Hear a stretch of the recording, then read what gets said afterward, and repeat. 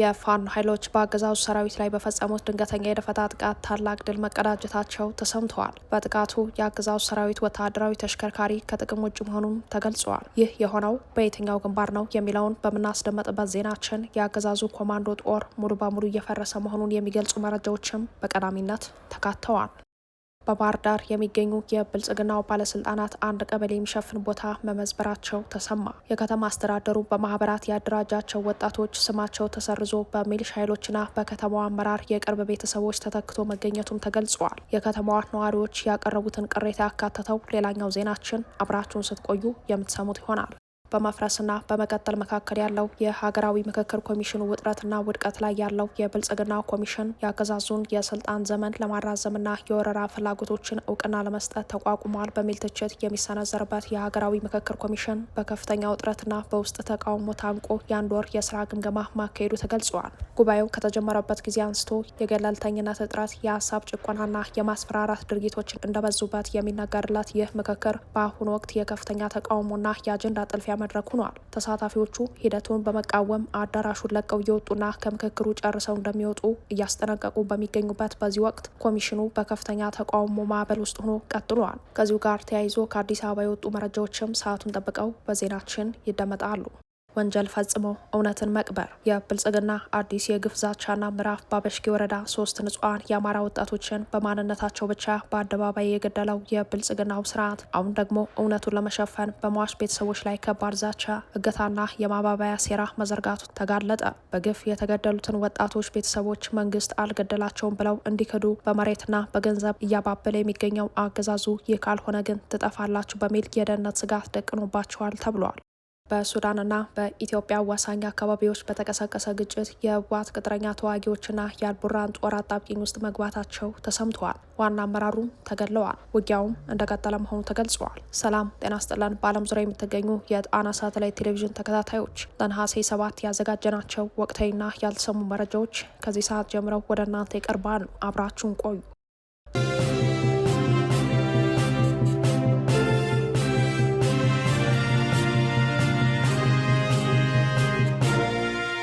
የፋኖ ኃይሎች በምስራቅ ጎጃም ዞን በአገዛዙ ሰራዊት ላይ በፈጸሙት የደፈጣ ጥቃት ሰብአዊ፣ ቁሳዊና ወታደራዊ ኪሳራ ማድረሳቸው ተገለጸ። የጣና ሳተላይት ቴሌቪዥን የግንባር መረጃዎች እንዳስታወቁት የአገዛዙ ሰራዊት ከምስራቅ ጎጃም ዞን ጎዛመን ወረዳ ተነስቶ ወታደራዊ ቁሳቁስ ለመቀበል ሲንቀሳቀስ የፋኖ ኃይሎች በፈጸሙት የደፈጣ ጥቃት ሞትና ቁስለኛ መሆኑን ገልጸዋል። እንደ ምንጮቻችን ገለጻ የፋኖ ኃይሎች የደፈጣ ጥቃቱን የፈጸሙት በወረዳው ረቻ ቀበሌ በምትገኝ አፎጠን በምትባል ስፍራ ነው። የፋኖ ኃይሎች በአገዛዙ ሰራዊት ላይ ጥቃት መክፈታቸውን ተከትሎ ከጠዋቱ 12 ሰዓት ጀምሮ ለግማሽ ሰዓት የዘለቀ በከባድ መሳሪያ የታገዘ የተኩስ ልውውጥ እንደነበር የገለጹት የጣና ሳተላይት ቴሌቪዥን ምንጮች የደረሰውን ወታደራዊ ኪሳራ በዝርዝር ለማወቅ አልተቻለም ብለዋል። ምንጮቻችን አክለው ወታደራዊ ሎጂስቲክስ ጭኗል የተባለ ተሽከርካሪ ግን የፋኖ ኃይሎች በፈጸሙበት ጥቃት ከጥቅም ውጭ ሆኖ እስከ እኩለ ቀን ድረስ ባለበት ቁሞ እንደነበር ገልጸዋል። ይህ በእንዲህ እንዳለ በዚሁ በጎጃም ቀጠና የአገዛዙ የ117ኛ ክፍለ ጦር ቃኝና መሐንዲስ አባላትና የሚሊሻ ኃይሎች ከግዳጅ ቀጠና በመጥፋት የፋኖ ኃይሎችን መቀላቀላቸው ተገልጸዋል። የአማራ ፋኖ ብሔራዊ ንቅናቄ አጼ ቴዎድሮስ እዝ የ201ኛ ኮር የህዝብ ግንኙነት ክፍል እንዳስታወቀው ጌታቸው ባይሌ የተባለ የሚሊሻ አባል ከግንደወይን ከተማ ተነስቶ ወደ ፋኖ ኃይሎች ካምፕ ሲቀላቀል ይርጋ እማኞ የተባለ የአገዛዙ 117ኛ ክፍለ ጦር ቃኝና መሐንዲስ 201ኛ ኮር 54ኛና 74ኛ ክፍለ ጦርን ተቀላቅሏል ብለዋል። ከግንባር አውደ ውጊያ ጎን ለጎን ሰራዊቱን ስቦ የማስከዳት ስራው ተጠናክሮ እንደቀጠለ የገለጸው የህዝብ ግንኙነት ክፍሉ ሌሎች ከአገዛዙ ጎን ተሰልፈው እየተዋጉ ላሉ ታጣቂ ኃይሎችም ጥሪ አቅርበዋል። በተያያዘ ዜናም የአፋብኃኝ ሸዋ ጠቅላይ ግዛት አሳምነው እዝ ያለምንም ጦርነት ውጊያ በዜሮ መስዋዕትነት የአገዛዙን ጦር የመረጃና ደህንነት መረብ በመዘርጋት እንዲፈርስ ማድረጉን አስታውቋል። የአማራን ህዝብ ከታወጀበት የዘር ማጥፋት አዋጅ ለመታደግ በአራቱም አቅጣጫ እየተዋደቀ የሚገኘው ፋኖ ለብልጽግናው ሰራዊት ወንድማዊ ጥሪ በማድረግና በመቀበል ወደ ፋኖ ካምፕ እንዲቀላቀሉ እያደረገ ይገኛል ያለው የእዙ ህዝብ ግንኙነት መምሪያ በዚህም የአፋብኃኝ ሸዋ ጠቅላይ ግዛት አሳምነው እዝን በጥቂት ቀናት ውስጥ በርካታ የስርዓቱ ጠባቂ ኃይሎች ከርተው እንዲቀላቀሉ ለማድረግ ተችሏል ሲል አክሏል። ዛሬ ነሐሴ 7 በርካታ የአገዛዙ ሰራዊት አባላት ከግዳጅ ቀጠና በመጥፋት የአፋብን ሸዋ ጠቅላይ ግዛት አሳምነው እዝ አህዶችን የተቀላቀሉ ሲሆን ከእነዚህ መካከል ሀብታሙ ብርሃኑ የሻለቃ መሪ አጃቢ የነበረ፣ በለጠ አዳነ ዲሽቃ ተኳሽ የነበረ፣ 2 ጥርጥር የኮማንዶ ክላሽ፣ 230 የክላሽ ተተኳሽ፣ 2 የእጅ ቦምብና 2 ሙሉ ትጥቅ በመያዝ ወደ ፋኖ ካምፕ ሲገቡ ደማቅ አቀባበል ተደርጎላቸዋል። በሌላ በኩል ከአገዛዙ የ112ኛ አየር ወለድ ክፍለ ጦር ወደ አፋብን ሸዋ ጠቅላይ ግዛት አሳምነው እዝ የተቀላቀሉ ስመኝ ሙላቱ የተባለ ወታደራዊ አመራርና መሰናክል አስወጋጅ እንዲሁም ኤልያስ ዳምጤ የተባለ የኮማንዶ አባል 2 ጥቁር ክላሽ፣ 2 የደረት ትጥቅ፣ 2 የእጅ ቦምብና 180 ተተኳሽ ይዘው ወደ ፋኖ ካምፕ ገብተዋል። በዚሁ ቀጠና በአገዛዙ ካምፕ በመጥፋት በእዙ የራስ አበበ አረጋይ ክፍለ ጦርን የተቀላቀሉ የአገዛዙ 605ኛ ኮር ኮማንዶ ክፍለ ጦር አባላት መኖራቸውን የገለጸው የእዙ የህዝብ ግንኙነት መምሪያ ክንዱ ቸሮ የተባለ ስናይፐር ተኳሽ እንዲሁም ይስሐቅ ፈቃዱ የዲሽቃ ተኳሽ 3 ኤፍ1 ቦምብና ሌሎች ወታደራዊ ቁሳቁሶችን ይዘው መክዳታቸውን አስታውቀዋል። በዚሁ የአየር ወለድ ኮማንዶ ጦር ውስጥ የነበሩ 101ኛ አየር ወለድ ክፍለ ጦር አባላት ወደ አፋብን ሸዋ ጠቅላይ ግዛት አጼ ዳዊት ክፍለ ጦር መቀላቀላቸው የተሰማ ሲሆን ኤልያስ ጸጋይና ጊዜው የማታ የተባሉ የኮማንዶ አባላት 2 ጥርጥር ክላሽ፣ 4 ቦምብ፣ 2 ሙሉ ትጥቅና 440 ተተኳሽ በመያዝ የፋኖ ኃይሎችን ተቀላቅለዋል። ሌሎች ለደህንነታቸው ሲባል ስማቸው ያልተጠቀሰ የኮማንዶ አባላት የአፋብን ሸዋ ጠቅላይ ግዛት አሳምነው እዝ የፋኖ አባላትን ስለመቀላቀላቸው ጨምሮ የገለጸው የእዙ የህዝብ ግንኙነት መምሪያ በአጠቃላይ 10 የብልጽግናው ሰራዊት አባላት 8 ትጥቅ፣ 14 ቦምብ፣ 1025 ተተኳሽና 8 ክላሽኮቭ በመያዝ ከግዳጅ ቀጠና የወጡ ሲሆን የአፋብን ሸዋ ጠቅላይ ግዛት አሳምነው እዝ ደማቅ አቀባበል አድርጎላቸዋል ተብሏል።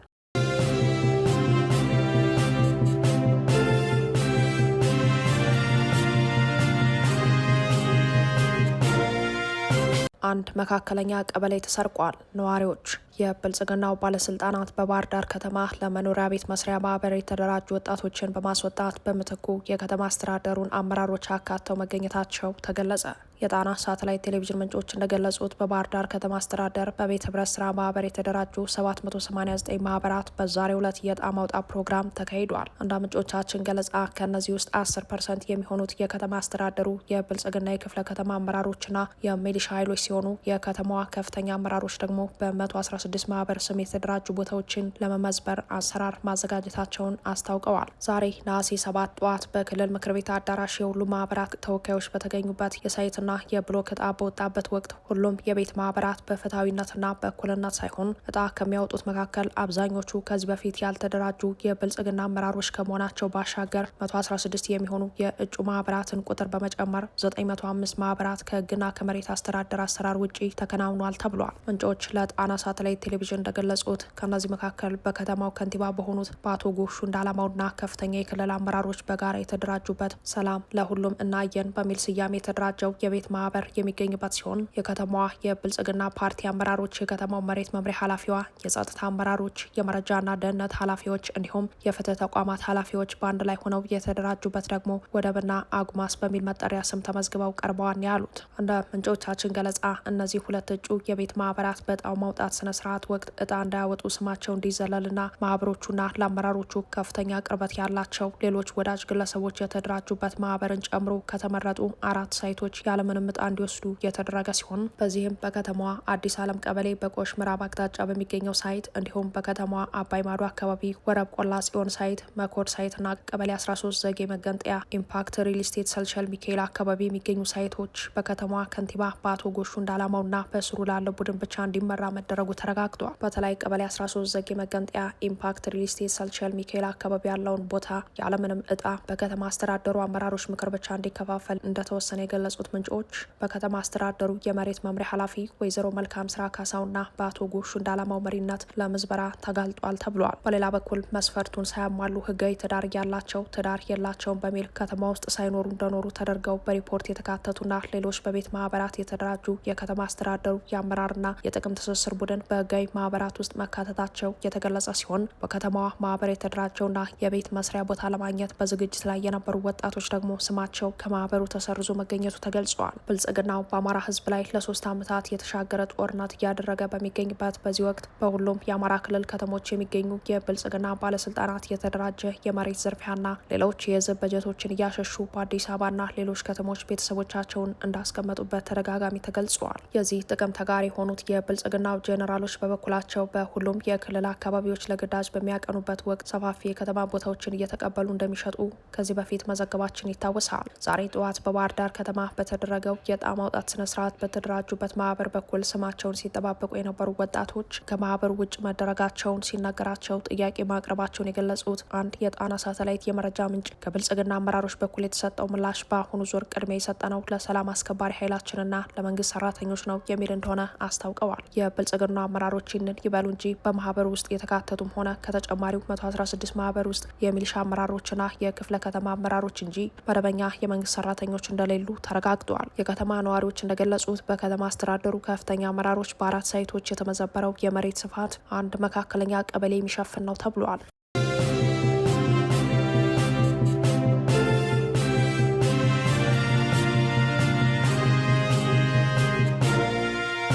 የብልጽግናው የምክክር ኮሚሽን በመፍረስና በመቀጠል መካከል ሆኖ የአንድ ወር የስራ ግምገማ ማድረጉ ተገለጸ። የአብይ አህመድን የስልጣን ዘመን ለማራዘምና የኦህዴድ ብልጽግናን አደገኛ የመሬት ወረራ እውቅና ለመስጠት በብልጽግናዊ ሁንታ የተቋቋመው የምክክር ኮሚሽን ሐምሌ 8 ቀን የጀመረውን ጉባኤ ሂደት የገመገመበትን ስብሰባ ማድረጉን ዋዜማ ሬዲዮ ዘግቧል። እንደ ዋዜማ ዘገባ በግምገማ መድረኩ ኮሚሽነሮች፣ ባለሙያዎችና ሌሎች የኮሚሽኑ ሰራተኞች የተገኙ ሲሆን የምክክሩን አጠቃላይ ሂደት በተመለከቱ ጉዳዮች ላይ ተሳታፊዎች በኮሚሽኑ ጥያቄ ያስነሱና ወደ አንድ ወገን ያደሉ መሆናቸውን ተከትሎ አወያዮች እንዲቀነሱ መጠየቁ ተገልጸዋል። ኮሚሽኑ ከዚህ በፊት 160 አወያዮችን መመደቡን ገልጾ የነበረ ሲሆን የምክክር ሂደቱ የመጨረሻ ምዕራፍ ላይ በሚገኝበት ወቅት ከፍተኛ ተቃውሞ እያስተናገደ ነው። በርካታ ቁጥር ያላቸው ተሳታፊዎች ተቃውሞ አሰምተው ወደ መጡበት አካባቢ መመለሳቸውን በምክክሩ በሁለተኛው ሳምንት ጣና ሳተላይት ቴሌቪዥን መዘገቡ የሚታወስ ሲሆን በአሁኑ ወቅት ደግሞ በብልጽግናው የተመለመሉ ተሳታፊዎችና የፖለቲካ ፓርቲዎች ከምክክሩ ጨርሰው እንደሚወጡ አስጠንቅቀዋል። ይህንን ተከትሎ ለግምገማ የተቀመጠው ኮሚሽኑ ከሚያስፈልጉ አወያዮች ውጭ ቁጥራቸው ያልታወቁ አወያዮች ከሂደቱ እንዲቀነሱ በኮሚሽኑ ባለሙያዎች መጠየቁን ዋዜማ ባወጣው ዘገባ አስታውቋል። እንደ ዋዜማ ዘገባ የኮሚሽኑ ሰራተኞች ለግምገማ የተቀመጡት በሌሎች የስራ ቡድኖች እየተካሄደ የሚገኘውን የምክክር ሂደት ተጽዕኖ ውስጥ የከተተው የአዲስ አበባና የድሬዳዋ ከተሞች ጉዳይ አጀንዳን አስመልክቶ ነው። ከአማራ ክልል በብልጽግናው ተመልምለው አዲስ አበባ የገቡ ተሳታፊዎችም ለኮሚሽኑ ቅሬታቸውን ማቅረባቸው ተሰምተዋል። እነዚህ ተሳታፊዎች ፊርማቸውን ያኖሩበት የቅሬታ ደብዳቤ የክልሉ ርዕሰ መስተዳደር አረጋ ከበደ፣ የኮሚሽኑ ዋና ኮሚሽነር ፕሮፌሰር መስፍን አርአያና ምክትል ዋና ኮሚሽነር ሂሩት ገብረስላሴ በተገኙበት ከትናንት ወዲያ በኮሚሽኑ ፊት ቀርቧል ተብሏል። የቅሬታ ደብዳቤውን እንዲሁም ተመካካሪዎች በቃል ያቀረቡትን አቤቱታ የተቀበሉት ኮሚሽነሮቹ ተወያይተን መልስ እንሰጣለን ማለታቸውም ተሰምተዋል። ተመካካሪዎቹ ካቀረቧቸው ቅሬታዎች መካከል በምክክር ሂደቱ ሀሳብን ለመናገር የሚሰጡ እድሎች ፍትሐዊ አለመሆን፣ ማንነትንና ሀሳብን መሰረት ያደረገ ጫና፣ ተመካካሪዎች በጉባኤ ውስጥ በአካልና በጽሁፍ ሀሳባቸውን እንዲቀይሩ ለማስገደድ የሚደረጉ ግፊቶች፣ የኮሚሽኑ ባለሙያዎችና የምሁራን ፓናል አባላት ገለልተኝነት ጉዳይ፣ የምክክር ሂደቱ ታማኝነትና ሌሎች ጉዳዮችም እንደሚገኙበት ተጠቁሟል። በጉባኤ ውስጥ 8ቱ የስራ ቡድኖች ያጸደቋቸውን የምክረ ሀሳብ ሰነዶችን የማጣመም ኃላፊነት የሚሰጠውና 8ቱ የስራ ቡድኖች እያንዳንዳቸው 15 ተመካካሪዎችን የሚወክሉበት የጋራ ማረጋገጫ ቡድን አባላት ምርጫ ዛሬ ነሐሴ 7 እንደሚደረግ ምንጮች አስቀድመው ገልጸዋል። በዚህ የጋራ ማረጋገጫ መድረክ ከእያንዳንዱ የስራ ቡድን 12ቱን ክልሎች፣ 2ቱን ከተማ አስተዳደሮችና የፌዴራል ባለድርሻ አካላትን የሚወክሉ 15 ተመካካሪዎች ለቡድኑ አባላት እንዲመረጡ ይደረጋል የተባለ ሲሆን ከ8ቱ ቡድኖች ከሚመረጡ 120 ተመካካሪዎች በተጨማሪ የምሁራን ፓናል አባላት በቡድኑ ውስጥ እንደሚካተቱ ተጠቅሰዋል። ቡድኑ የአመራር ግብረ ኃይል ማቋቋም እንዳለበት ኮሚሽኑ አቅጣጫ ማስቀመጡንም ዋዜማ በሰነድ የተደገፈ ማስረጃ ተመልክቻለሁ ብለዋል። በአሁኑ ወቅት የሀገራዊ ምክክር ዋነኛ አጀንዳ የአዲስ አበባ ጉዳይ ብቻ መሆኑ ሲገለጽ አሁን በ7ቱ አጀንዳዎች ላይ ትኩረት እየተደረገ እንዳልሆነም ተነግረዋል። ለዚህ ምክንያቱ ደግሞ ብልጽግናው አስቀድሞ ይህንን የምክክር ኮሚሽን ሲያቋቁም በፕሬዚዳንሻል ሲስተም የአብይ አህመድን የስልጣን ዘመን ለማራዘምና አዲስ አበባን በኦሮሚያ ክልል ለማጠቃለል አልሞ የተነሳ በመሆኑ አሁን ላይ በገጠመው ከፍተኛ ተቃውሞ ነው። በአሁኑ ሰዓት አዲስ አበባን ዋነኛ የምክክሩ አካል ያደረጋት ጉዳይ ከበላይ የመጣ ነው በሚል አዲስ አበባ የኦሮሚያ ክልላዊ መንግስት ርዕሰ ከተማ መሆኗን እውቅና የሚሰጥ ሀሳብ ለ500 ቡድን በሚላከው ቃለ ጉባኤ ውስጥ እንዲካተት በመደረጉ ነው። ይህ ሀሳብ ጉባኤው ከተጀመረ ጀምሮ በነበረው ምክክር ላይ በአጀንዳነት ያልነበረና ምክክር ያልተደረገበት መሆኑም በተሳታፊዎች ተገልጸዋል። ይሁን እንጂ በአሁኑ ወቅት የኦህዴድ ከፍተኛ ባለስልጣናት ከጀርባ ሆነው በተሳታፊዎች ላይ ማስፈራሪያና ዛቻ ጭምር በማድረስ ሙሉ በሙሉ አጀንዳውን ለመጥለፍ እየሰሩ ነው። የአማራ ህዝብ ተቆርቋሪዎች እንዲሁም የአማራ ፋኖ ብሔራዊ ንቅናቄና ኢህአፓን ጨምሮ ሌሎች ፓርቲዎች ምክክሩን አስቀድመው ውድቅ አድርገውት እንደነበር ይታወሳል።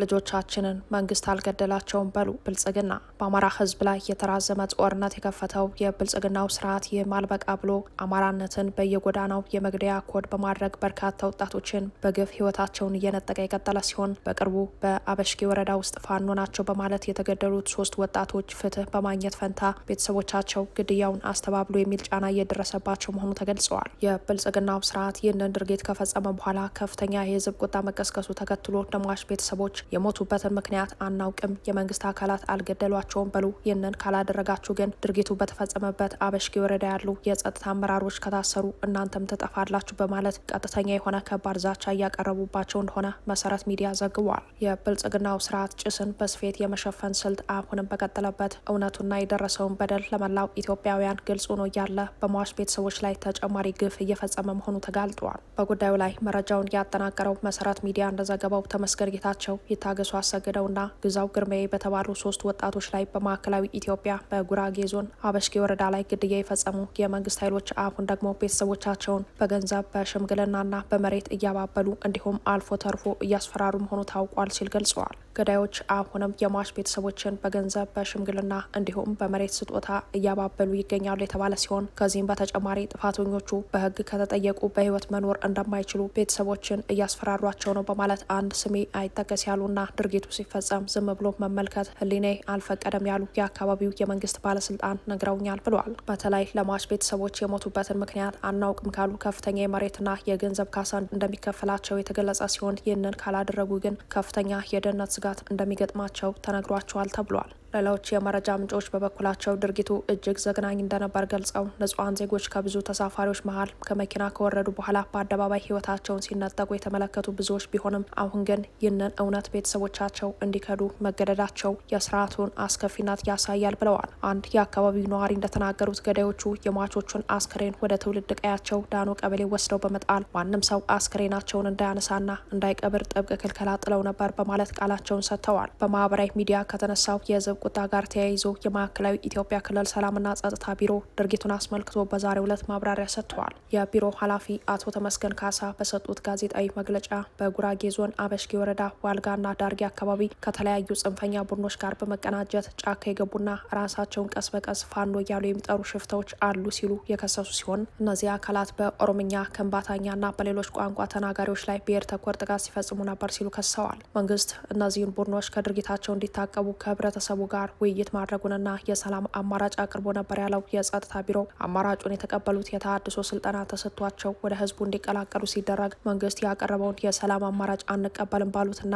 በግድያ ላይ በተሰማሩት ሽፍታዎች ላይ ግን ህግን የማስከበር እርምጃ መውሰዱን ጠቅሶ 3ቱን የአማራ ተወላጆች በማንነታቸውና በሚናገሩት ቋንቋ ብቻ ፋኖ ናችሁ በሚል እርምጃ እንደወሰደባቸው አረጋግጠዋል። ይህ የጸጥታ ቢሮ መግለጫው እነዚያን በህዝብ መገልገያ ትራንስፖርት ላይ ተይዘው ህይወታቸውን ያጡ ወጣቶች አማራ ስለሆኑ ሞታቸው አግባብነት ያለው መሆኑን በይፋ የገለጸ ነው ተብሏል። የቢሮ ኃላፊው በአካባቢው ካለው የጸጥታ ችግር ጋር ተያይዞ ይህንን ይበሉ እንጂ 3ቱ የአማራ ተወላጆች ስለመገደላቸው ቀጥተኛ ማስተባበያም ሆነ ስም ጠርተው ማብራሪያ አልሰጡም።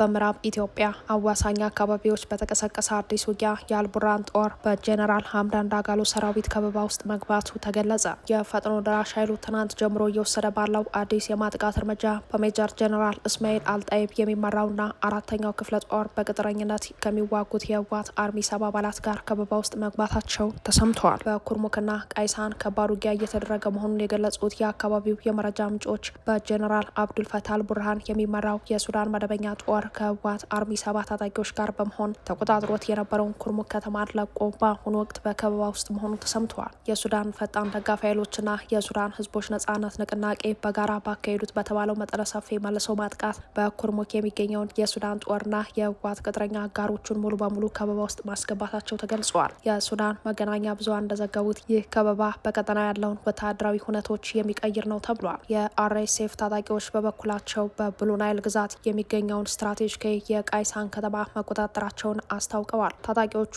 በአሁኑ ሰዓት ከኢትዮጵያ አሶሳ አቅራቢያ በሚገኙ የድንበር መስመሮች በመንቀሳቀስ በርካታ ቁልፍ ቦታዎችን የተቆጣጠሩ ሲሆን በአልቡርሃን ጦር ተዘግቶባቸው የነበሩ መተላለፊያዎችን ማስከፈታቸውን ተሰምተዋል። በአሁኑ ሰዓት በኩርሙክ የሚገኘው የሱዳን ብሔራዊ ጦርና ቅጥረኞቹ የህወሓት ታጣቂዎች ከበባውን ለመስበርና የተያዙ ቦታዎችን ለማስመለስ በከባድ መሳሪያ የተኩስ ልውውጥ እያደረጉ እንደሚገኙ ተመላክተዋል። በተባበሩት አረብ ኤምሬትስና በብልጽግናው ሊቀመንበር እንደሚደገፍ የሚነገርላት የፈጥኖ ድራሽ ኃይል ለሁለት ተከታታይ ቀናት በኦምዱሩማን ከተማ ላይ የድሮን ጥቃት የፈጸመ ሲሆን በሌላ በኩል ፋውንዴሽናል ፎርሰስ የተሰኘው ታጣቂ ቡድን በብሉ ናይል ክልል የሚገኘውን ምሻይቢያ ካምፕ መቆጣጠሩን አስታውቋል። ይህም የአልቡርሃን ጦር ከፍተኛ ወታደራዊ ኪሳራ ያስተናገደበትና በምድር ላይ ያለውን የአይን ሚዛን የሚለውጥና የውጊያ እንቅስቃሴውን ያባባሰ አዲስ ወታደራዊ እድገት መሆኑ ተገልጿል። በሌላ ዜና በሱዳን ሰሜን ኮርዶፋን ግዛት ሼክ ጊቢራት አካባቢ በተፈጸመ ጥቃት ከሱዳን ጦር ጎን ተሰልፎ የሚዋጋው የአልበራእ እብን ማሊክ ሻለቃ ታዋቂ የእስልምና መሪ ካማል ቡር መገደሉን የሱዳኑ አልጁማሃሪያ ጋዜጣ ዘግቧል። በዚሁ ጥቃት በርካታ የልዩ ኦፕሬሽን ኃይሎችና የሻለቃው አባላት በምርኮ መያዛቸው ተገልጿል። የአልቡርሃን ጦርም በጥቂት ቀናት ከፍተኛ ወታደራዊ ኪሳራ ማስተናገዱን የተገለጸው